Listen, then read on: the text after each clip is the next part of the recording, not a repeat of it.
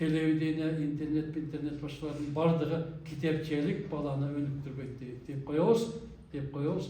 Бирок болбой эле балдардын караганы интернет, китеп, интернет, телевидение да каралбай калды азыр.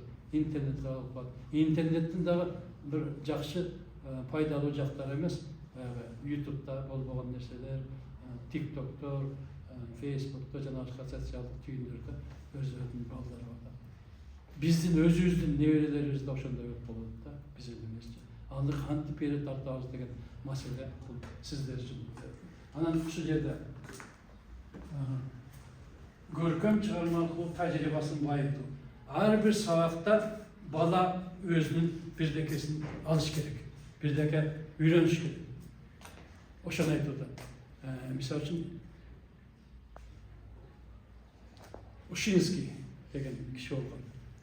Өткөн Россияда баягы. Анан ошол киши родной речь деген китептер жазган.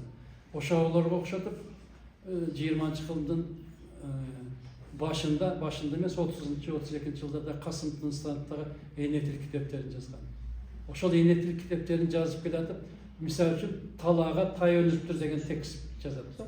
Анан тай кантип талаага өнүптүр деп балдар кызыгып калат да. Анан ошонун мааниsin чечмелеп аягында бир макал берип коет. Башка тексттердечи дагы бир башка макалдарды лакаптарды берет. Ошол аркылуу дейт, көркөм чыгарманы окуу аркылуу бала өзүнүн тажрыйбасын ачыш керек. Билиш керек, бирдекени үйрөнүш керек. Тажрыйба деген билесиңер да практикасын өзүн адам катары. Бир күндө адам бала мисалы үчүн көп нерсени үйрөнүш керек. Үйрөнөт көп нерсени. Себеби жүргөн, баскан, турган бар жогу ата энеси бирөө сүйлөгөнүн баарынан үйрөнөт. Бирок эмнени үйрөнөт? Бул башка маселе да. Эмнени үйрөнөт? Оң нерсени үйрөнөт, тескери нерсени үйрөнөт, ошодон пайдаланып турган нерсени үйрөнөт же пайдаланбай турган нерсени үйрөнөт. Ошонун үйрөнүүнүн деңгээли канчалык? Демек, адабий чыгарма аркылуу өзүнүн тажрыйбасына бирдекелер топтош керек. Мисалы үчүн саяпкер дейт, же сынчы дейт, жылкыларга сын берген кишилер.